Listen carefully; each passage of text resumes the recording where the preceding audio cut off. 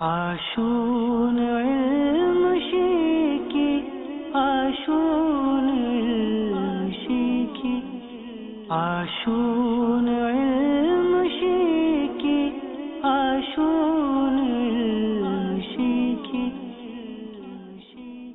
আলহামদুলিল্লাহি রাব্বিল আলামিন ওয়াসসালাতু ওয়াসসালামু আলা সাইয়্যিদিল মুরসালিন আম্মা বা'দ ফাআউযু বিল্লাহি মিনাশ শাইতানির রাজীম বিসমিল্লাহির রহমানির রহিম আসসালাতু ওয়াসসালামু আলাইকা ইয়া রাসূলুল্লাহ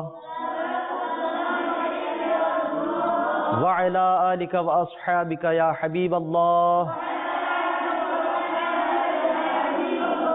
আসসালাতু ওয়াসসালামু আলাইকা ইয়া নাবিয়্যাল্লাহ وعلى آلك وأصحابك يا نور الله। প্রিয় মাদিনী মুন্নারা এবং মাদিনী চ্যানেলের দর্শক শ্রোতাবৃন্দ, আপনাদেরকে ইলমে দ্বীন শিখার মজলিসে আবারও মোবারকবাদ ও সাধুবাদ জানাচ্ছি। প্রিয় মাদিনী মুন্নারা, আসুন আমরা সিলসিলার শুরুতেই দুরূদ শরীফের ফজিলত শুনে নেই। কেননা রাসূল পাক সাল্লাল্লাহু তাআলা আলাইহি ওয়া আলিহি ওয়াসাল্লামের পর দরুদ শরীফ পড়ার বেশুমার ফজিলত ও বরকত রয়েছে। আল কাউলুল বাদী কিতাবের মধ্যে ইরশাদ হচ্ছে, রাসূল পাক সাল্লাল্লাহু তাআলা আলাইহি ওয়া আলিহি ওয়াসাল্লাম ইরশাদ করেছেন, যে ব্যক্তি আমার উপর সারা দিনে 50 বার দরুদ শরীফ পড়ে, আমি কিয়ামতের দিন তার সাথে মুসাফাহা করব। সুবহানাল্লাহ। আকা সাল্লাল্লাহু তাআলা আলাইহি ওয়া সাল্লাম কিয়ামতের কঠিন দিনে, মুসিবতের দিনে রাহমাতুল লিল আলামিন আকা সাল্লাল্লাহু তাআলা আলাইহি ওয়া সাল্লাম আমরা গুনাহগারদের সাথে মুসাফাহা করবেন, যে দুনিয়াতে প্রতিদিন 50 বার করে দরুদ শরীফ পাঠ করেছে। তো আমরাও ইনশাআল্লাহ আজ্জা ওয়া জাল নিয়ত করে নেই, প্রতিদিন কি 50 বার, ইনশাআল্লাহ আজ্জা ওয়া জাল এর চেয়েও বেশি দরুদ শরীফ পড়ার চেষ্টা করব ইনশাআল্লাহ আজ্জা ওয়া জাল। আসুন একবার দরুদ শরীফ পড়ে নেই। সাল্লু আলাল হাবিব সাল্লাল্লাহু তাআলা আলা মুহাম্মদ সাল্লাল্লাহু তাআলা আলাইহি ওয়া সাল্লাম সালাতান ওয়া সালামান আলাইকা ইয়া রাসূলুল্লাহ সাল্লাল্লাহু তাআলা আলাইহি ওয়া সাল্লাম। প্রিয় ইসলামী ভাইয়েরা এবং মাদানী মুন্নারা, আমাদের মধ্যে দ্বীনের ইলম কম হওয়ার কারণে, দ্বীনের জ্ঞান কম থাকার কারণে আমরা চাই ছোট হই কিংবা বড়, বুড়ো কিংবা ছোট বাচ্চা, আমাদের ভিতর একটা জিনিসের খুব প্রচলন, একটা কথার খুব প্রচলন, সেটা হচ্ছে কসম করা। কি করা? কসম করা। আমরা যে কোনো কাজে আল্লাহর নামে কসম করে বসি। হয়তো কসমটা অনেক সময় সত্য হয়, অনেক সময় মিথ্যা হয়। মাদানী মুন্নারা, অনেকে এমন মাদানী মুন্না রয়েছে যারা সত্য কথা বলে, অনেকেই সত্য কথা বলে, ভালো আচরণ করে, তারপরও কথাকে বাস্তব রূপ দেওয়ার জন্যে, উপস্থিত মা বাবাকে আশ্বস্ত করার জন্যে, উপস্থিত যিনি থাকেন তাকে আশ্বস্ত করার জন্যে আল্লাহর নামে কসম খেয়ে বসে। কথা সত্য, কিন্তু আল্লাহর নামে কসম খেয়ে তার কথাটাকে সে বলে।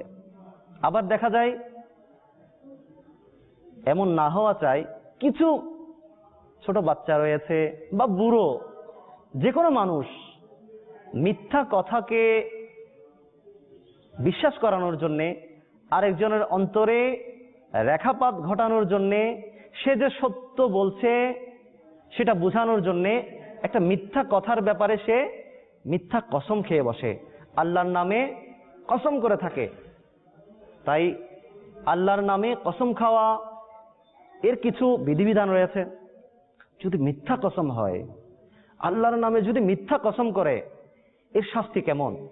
ইনশাআল্লাহ আজ্জা ওয়া জাল আমরা আজকে যে সিলসিলায় উপস্থিত হয়েছি, যে সিলসিলা আমরা মাদানী চ্যানেলের দর্শকবৃন্দ আজকে দেখছি, এর মাধ্যমে আমরা আজকে শিখব কসম কাকে বলে, কসম কত প্রকার। মিথ্যা কসম সর্বপ্রথম কে করেছিল? মিথ্যা কসম সর্বপ্রথম কে করেছিল? আল্লাহ নামে মিথ্যা কসম কে খেয়েছিল প্রথম? আরো শুনবো, মিথ্যা কসম যে করে কিয়ামতের দিন তার পরিণাম কেমন হবে।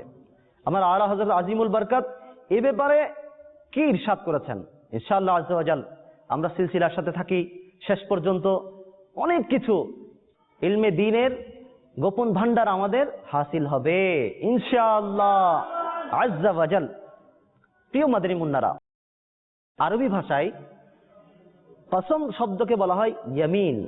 কসম শব্দকে বলা হয় ইয়ামিন। ইয়ামিন শব্দের আবিধানিক অর্থ হচ্ছে ডান দিক, ডান দিক, ডান পাশ। যেহেতু আরব লোকেরা কসম করা ও গ্রহণকালে সাধারণত পরস্পর ডান হাত মিলাতো। কসম করার সময় কোন হাত মিলাতো? একজন অপরজনের সাথে ডান হাত মিলাতো। তাই একে ইয়ামিন বলা হয়ে থাকে। কেন ইয়ামিন বলে? আরবিতে ডান পাশকে ইয়ামিন বলা হয়। আর আরবের লোকেরা যখন কোনো কিছুতে কোনো কাজে কসম করত তখন তারা একে অপরের সাথে ডান হাত মিলাতো। তো ডানের সাথে মিল রেখে আরবিতে এই কসমকে বলা হয় ইয়ামিন। ইয়ামিন শব্দটি আবার ইয়ামান শব্দ থেকে সৃষ্টি হয়েছে। এর অর্থ হলো বরকত ও শক্তি। বরকত ও শক্তি। কসম যেহেতু আল্লাহ তাআলার বরকতপূর্ণ নামের ব্যবহারে হয়ে থাকে, কসমে আল্লাহ তাআলার নাম ব্যবহার করা হয় এবং তা দ্বারা নিজের উক্তিতে, অর্থাৎ নিজে আমি যে কথাটাকে বোঝাতে যাচ্ছি সেই উক্তিতে শক্তি প্রদান করা হয়, তাই তাকে ইয়ামিন বলা হয়। তাই তাকে ইয়ামিন বলা হয়, অর্থাৎ বরকত ও শক্তি সমৃদ্ধ উক্তি বা কথা। এটা মিরাআতুল মানাজি কিতাবের মধ্যে নকল হয়েছে, উদ্ধৃত হয়েছে। আর শরীয়তের পরিভাষায় কসম কাকে বলে? আমরা তো অনেকেই কসম করি না, পড়া শিখে এসেছি বা আসি নাই শিক্ষককে আশ্বস্ত করার জন্যে অনেকে বলে ফেলি। আবার এমন কাজ করি নাই, শিক্ষক যখন জিজ্ঞেস করে, উস্তাদ জিজ্ঞেস করে যে তুমি কালকে সবক বাসায় ইয়াদ করেছো, তখন না পড়লেও না আমি পড়েছি। শিক্ষক যখন জোর দিয়ে বলে, হয়তো অনেকে মিথ্যা কসম করি যে না আল্লাহর কসম হুজুর আমি পড়েছি, জি উস্তাদ জি আমি পড়েছি, পড়ে এসেছি, আমি মুতালিয়া করেছি, এরকম বলে থাকি। তো শাব্দিক অর্থ তো জেনে নিলাম ইনশাআল্লাহ আজ্জা ওয়া জাল। এবং পরিভাষায়, শরীয়তের পরিভাষায় কসম কাকে বলে? শরীয়তের পরিভাষায় সেই চুক্তিকেই কসম বলা হয় যার মাধ্যমে শপথকারী কোনো কাজ করা বা না করা সম্বন্ধে কঠিন ও মজবুত ইচ্ছা প্রকাশ করে। কোনো কাজ করা বা না করা সম্বন্ধে কঠিন ও মজবুত ইচ্ছা প্রকাশ করে। উদাহরণস্বরূপ কেউ বলল, আল্লাহর কসম আমি আগামীকাল তোমার সব দেনা শোধ করে দিব। তোমার সব দেনা, তুমি যে আমার কাছে যা কর্জ পাচ্ছ, যা ঋণ পাচ্ছ, আমি তা তোমাকে আল্লাহর কসম আগামী দিন শোধ করে দিব। এরকম যদি বলে, আল্লাহর নামে যদি এরকম ওয়াদা করে, তাহলে সেটা হচ্ছে কসম, সেটা হচ্ছে কসম। আরবিতে বলা হয় এটাকে ইয়ামিন। তো কসম কাকে বলে শিখলাম এবং শুনলাম। মাদিনী চ্যানেলের দর্শক শ্রোতাবৃন্দ, আমরা অনেকে ঘরের মধ্যে বা ব্যবসায় বা বাইরে আমরা কসম খেয়ে থাকি, কথায় কথায় কসম।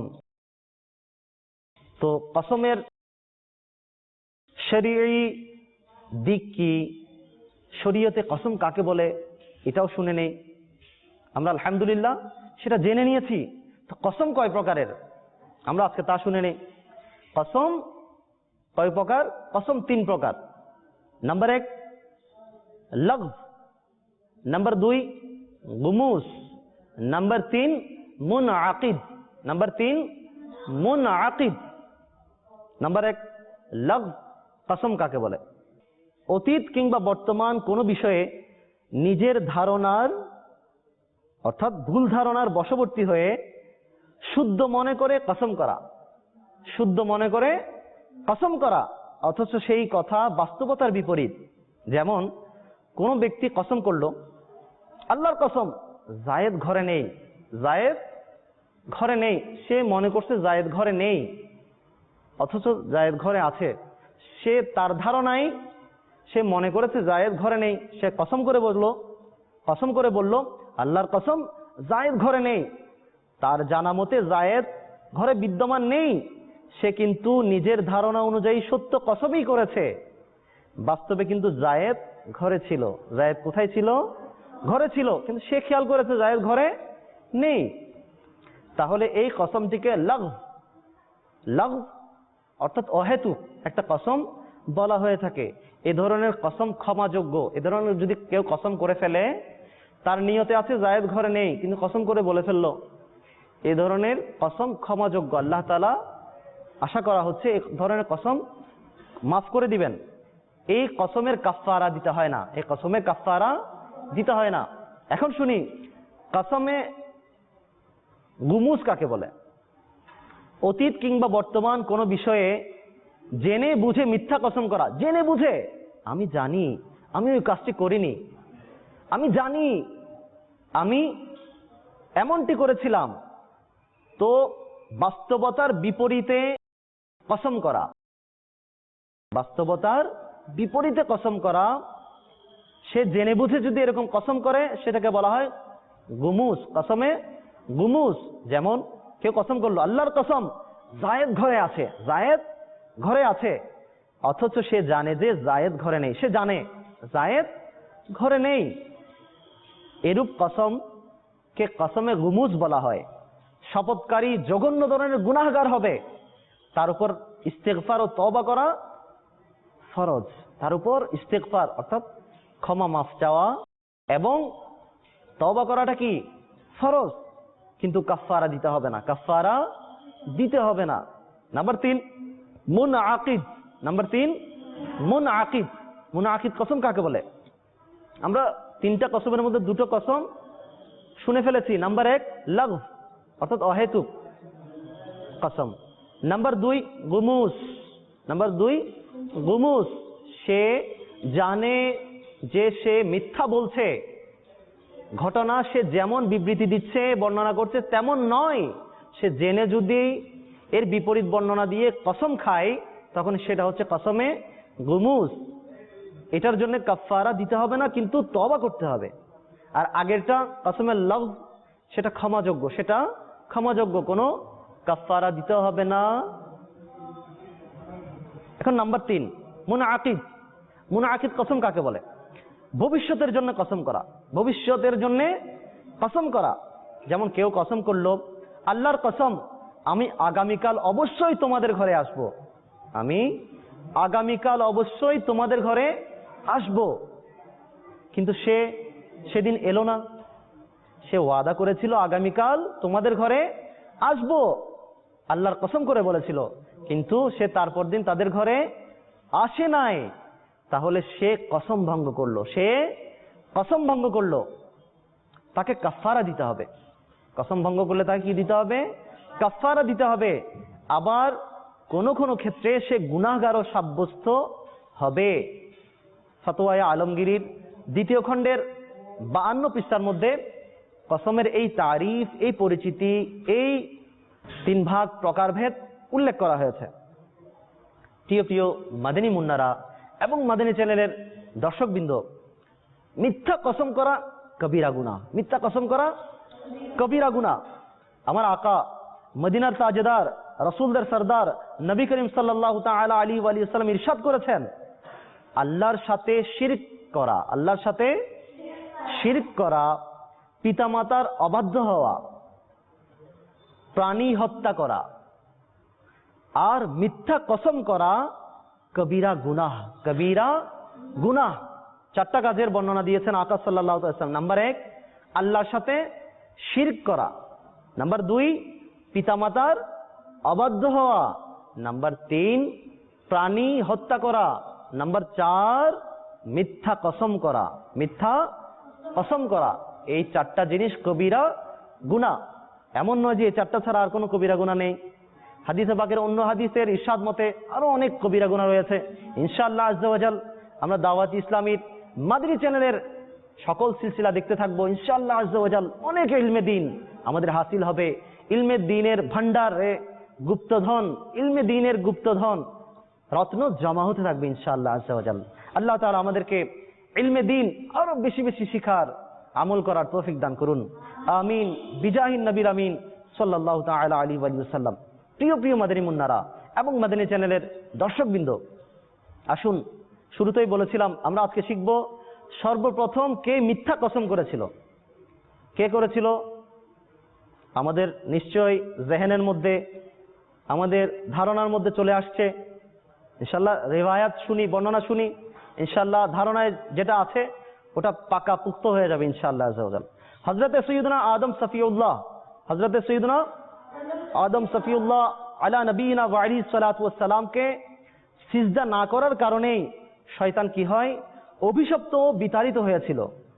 তাই সে তার অর্থাৎ আদম আলাইহিস সালাতু ওয়াস সালামের ক্ষতি সাধন করার ফন্দিতে সুযোগ খুঁজছিল। হযরতে সৈয়দনা আদম ও হাওয়া আলাইহিমাস সালামকে আল্লাহ তাআলা ইরশাদ করলেন, তোমরা উভয়ে জান্নাতে অবস্থান করো। তোমরা কোথায় থাকো? জান্নাতে থাকো। যা ইচ্ছা হয় আনন্দ ভরে খাও, কিন্তু ওই বৃক্ষটির দিকে গমন করবে না। জান্নাতে একটা গাছ ছিল, আল্লাহ তাআলা হুকুম করেছেন ওই গাছের দিকে যেও না।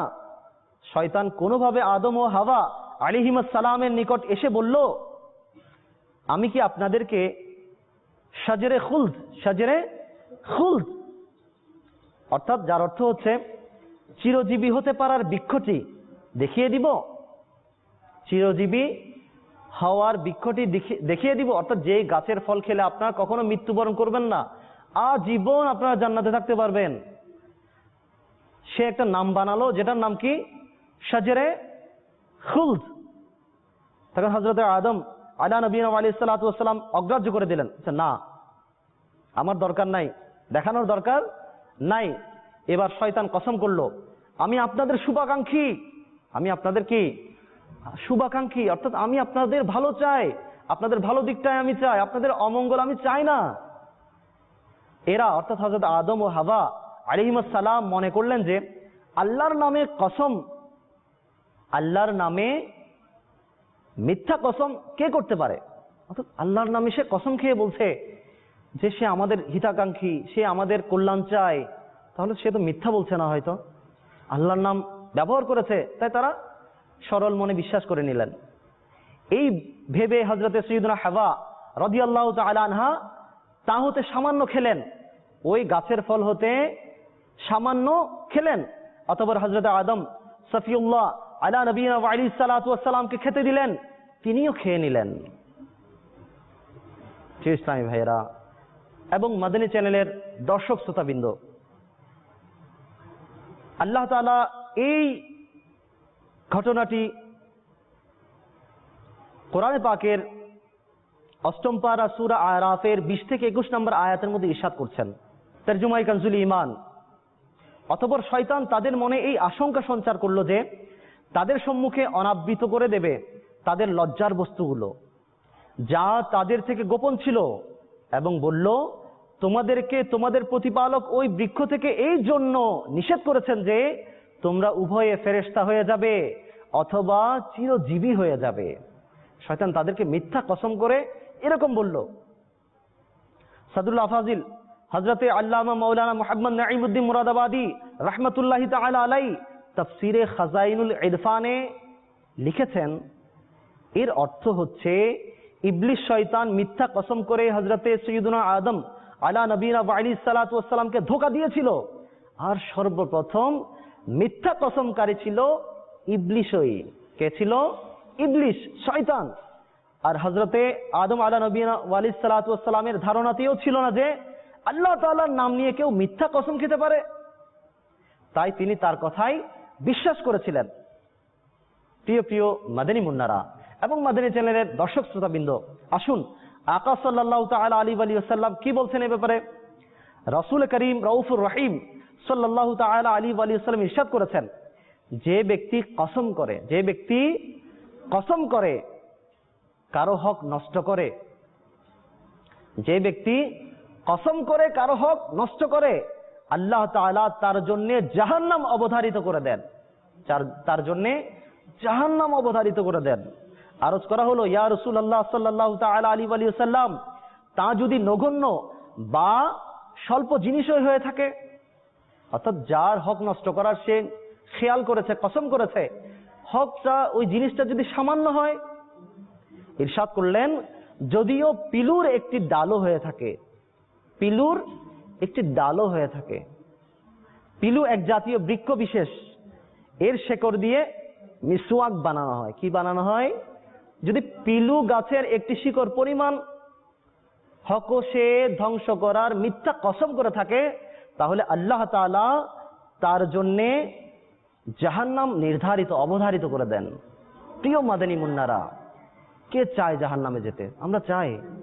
আমরা চাই আল্লাহ তাআলার দয়ায় আকা সাল্লাল্লাহু তাআলা আলাইহি ওয়াসাল্লামের পিছনে পিছনে জান্নাতুল ফিরদৌসে যাওয়ার। আমরা কেউ জাহান্নামে যেতে চায় না। আল্লাহ তাআলা জাহান্নাম থেকে সকল মুসলমানদেরকে আল্লাহ তাআলা হেফাজত করুক, আমিন বিজাহি নবীল আমিন সাল্লাল্লাহু তাআলা আলাইহি ওয়াসাল্লাম। প্রিয় মাদানী মুন্নারা এবং মাদানী চ্যানেলের দর্শকবৃন্দ, এখন আমরা শুনবো মিথ্যা কসমকারী হাসরের ময়দানে কিভাবে উপস্থিত হবে। আমরা তো কথায় কথায় অনেকে ভুলে অথবা জেনে মিথ্যা কসম করে ফেলি। কিয়ামতের দিন তারা কি অবস্থায়, কোন আকৃতিতে আল্লাহ তাআলার দরবারে উপস্থিত হবে। সুনানে আবু দাউদ কিতাবের মধ্যে, হাদিসে পাকের কিতাবের মধ্যে ইরশাদ হচ্ছে, জনৈক হাজরামি, হাজরামি কাদেরকে বলা হয়? ইয়েমেনের হাজরামৌত নগরীর বাসিন্দা। আমরা যেমন বাংলাদেশি, আমরা বাংলাদেশে থাকি বলে আমাদেরকে কি বলা হয়? বাংলাদেশি। যারা ভারতে থাকে তাদেরকে বলা হয় ভারতী, যারা আরবে থাকে তাদেরকে বলা হয় আরবি। তো আমরা বাংলাদেশি। তো এক হাজরামি অর্থাৎ ইয়েমেনের হাজরামৌত নগরীর বাসিন্দা, আর এক কিন্দি। কিন্দি কাকে বলা হয়? কিন্দা সম্প্রদায়ের লোক। কিন্দা সম্প্রদায়ের লোক মদিনার তাজেদার নবী করিম সাল্লাল্লাহু তাআলা আলাইহি ওয়া সাল্লামের দরবারে ইয়েমেনের এক খণ্ড জমি সংক্রান্ত বিরোধ নিয়ে হাজির হলো। ইয়েমেনের এক খণ্ড, এক টুকরা জমি সংক্রান্ত মামলা নিয়ে হুজুর সাল্লাল্লাহু আলাইহি ওয়াসাল্লামের দরবারে হাজির হলেন। হাজরামি বলল, হে আল্লাহ রসুল সাল্লাল্লাহু তাআলা আলাইহি ওয়া সাল্লাম, আমার জমিটি এর পিতা ছিনিয়ে নিয়েছিল, এখন তা এই লোকটির হাতে রয়েছে।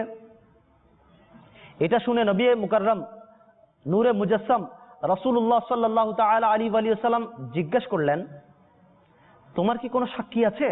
তোমার কি কোনো সাক্ষী আছে?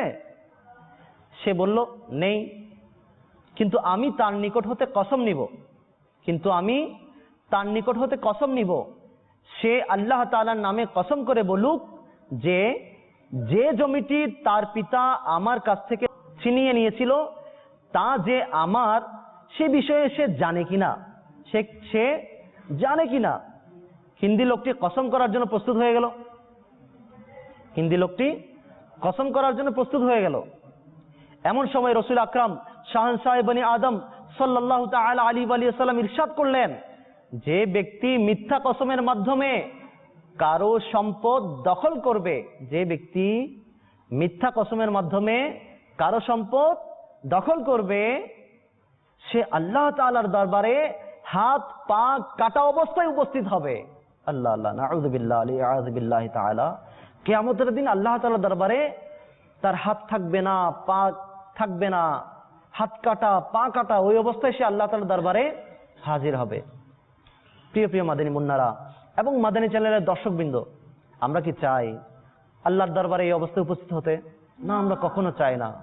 আল্লাহর জমিন যে দখল করার জন্য, এক টুকরো জমিন দখল করার জন্য মিথ্যা কসম করে, কিয়ামতের দিন আল্লাহ তাআলার দরবারে সে হাত পা কাটা অবস্থায় উপস্থিত হবে। এই বাণীটি শুনে কিন্দিটি বলে দিল, জমিটি তারই, হাজরামিরই জমিটি তারই, অর্থাৎ হাজরামি সম্প্রদায়ের গোত্রের যে লোকটি এসেছে, যে দাবি করেছে সেটা তারই। প্রসিদ্ধ মুফাসসির হাকিমুল উম্মাত হযরতে মুফতি আহমদ ইয়ার খান নাঈমি রাহমাতুল্লাহি তাআলা আলাইহি উক্ত হাদিসের টিকায় লিখেছেন, সুবহানাল্লাহ, এই প্রভাব সেই পবিত্র ফয়েজ সমৃদ্ধ জমানের সেই ফয়েজ সমৃদ্ধ জবানের মাত্র 2টি কথায় কিন্দি লোকটির মনের অবস্থা পরিবর্তন হয়ে গেল, আর সত্য কথা বলে দিল, যে সত্য কথা বলে দিয়ে জমি সম্পর্কে দাবি প্রত্যাহার করলো। সুবহানাল্লাহ। আকা সাল্লাল্লাহু আলাইহি সাল্লাম তাকে মিথ্যা কসম করতে দিলেন না। এর আগেই মিথ্যা কসম করার শাস্তি কি বলে দিলেন। আমার আকা সাল্লাল্লাহু আলাইহি সাল্লাম গায়েবের খবর দেন এমন নবী আকা সাল্লাল্লাহু আলাইহি সাল্লাম জেনে গেলেন যে এই মুহূর্তে যখন তাকে কসম করতে বলা হবে, হয়তো কিন্দি লোকটি মিথ্যা কসম করে ফেলবে, কারণ সে জমিটা তার নয়। আকা সাল্লাল্লাহু আলাইহি সাল্লাম জানেন। তো আকা সাল্লাল্লাহু আলাইহি সাল্লাম যখন মিথ্যা কসমের শাস্তি সম্পর্কে বর্ণনা করলেন, তো ওই কিন্দি লোকটি মিথ্যা কসম করা ছাড়াই জমিটি ওই হাজরামি গোত্রের লোকটিকে দিয়ে দিলেন। প্রিয় ইসলামী ভাইরা ও মাদানী চ্যানেলের দর্শক শ্রোতাবৃন্দ, আকা সাল্লাল্লাহু আলাইহি সাল্লাম মুসলিম শরীফের হাদিসের মধ্যে কি ইরশাদ করছেন? সরকারে নামদার, মদিনার তাজেদার নবী করিম হুজুর সাল্লাল্লাহু তাআলা আলাইহি ওয়াসাল্লাম ইরশাদ করেছেন, যে ব্যক্তি অন্যের 1 বিঘত পরিমাণ জমিও অবৈধ পন্থায় ভোগ করবে, যে ব্যক্তি অন্যের জমিন 1 বিঘত পরিমাণ অবৈধভাবে অন্যায়ভাবে দখল করে ভোগ করবে, কিয়ামতের দিন তার গলায় 7 জমির মালা পরিয়ে দেয়া হবে। 7 জমির মালা পরিয়ে দেয়া হবে। নাউযু বিল্লাহ, আলিয়াযু বিল্লাহি তাআলা।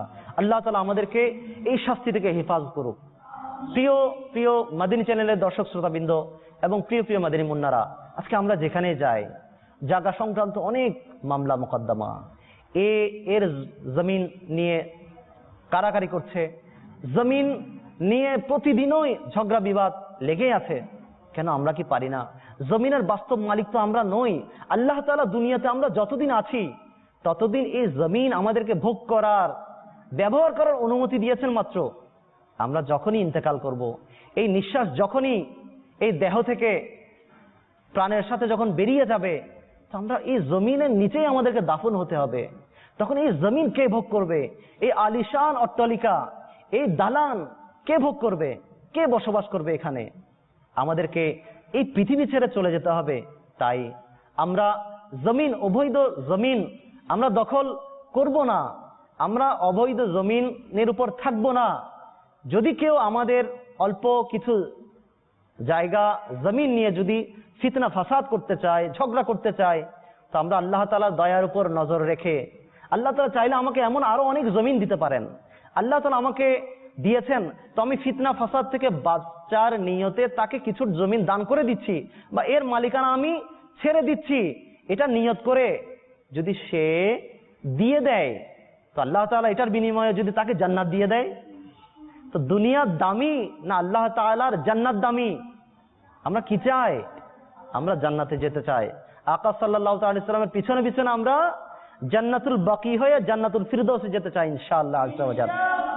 তো ইনশাআল্লাহ আযজা ওয়া জাল আমরা ফিতনা ফাসাদ করব না, জমিন নিয়ে ঝগড়াঝাটি করব না, আমরা মিথ্যা কসম করব না। যে কোনো কাজের মধ্যে, শুধু জায়গা জমি সংক্রান্ত ব্যাপারে নয়, যে কোনো ক্ষেত্রে আমরা মিথ্যা কসম করব না। কোনো গুনার ক্ষেত্রেও আমরা মিথ্যা কসম করব না ইনশাআল্লাহ আযজা ওয়া জাল। আল্লাহ তাআলা আমাদেরকে মিথ্যা কসম থেকে বাঁচার, এমনিও অহেতুক বারবার কথায় কথায় আল্লাহর নামে কসম খাওয়া, এটাও ভালো জিনিস নয়। এর থেকেও আল্লাহ তাআলা আমাদেরকে বাঁচার তৌফিক দান করুন। আমিন বিজাহিন নবীল আমিন সাল্লাল্লাহু তাআলা আলাইহি ওয়া আলিহি ওয়াসাল্লাম। প্রিয় প্রিয় মাদানী মুন্নারা এবং মাদানী চ্যানেলের দর্শক শ্রোতাবৃন্দ, ইনশাআল্লাহ আযজা ওয়া জাল আমরা দাওয়াত ইসলামীর সাথে থাকি। মাদানী চ্যানেলের সিলসিলা প্রতিদিন যা পরিবেশন করা হবে, দেখানো হবে, আমরা ইনশাআল্লাহ আযজা ওয়া জাল অহেতুক গুনার কাজে সময় ব্যয় না করে আমরা মাদানী চ্যানেল নিয়ে বসে যাই। আল্লাহ তাআলা আমাদেরকে এই তৌফিক দান করুন। আমিন বিজাহি নবীল আমিন সাল্লাল্লাহু তাআলা আলাইহি ওয়া আলিহি ওয়াসাল্লাম। সাল্লু আলাল হাবিব সাল্লাল্লাহু তাআলা আলা মুহাম্মদ সাল্লাল্লাহু তাআলা আলাইহি ওয়াসাল্লাম। সালাতুন ওয়া সালামুন আলাইকা ইয়া রাসূলুল্লাহ সাল্লাল্লাহু আলাইহি ওয়াসাল্লাম। আসুন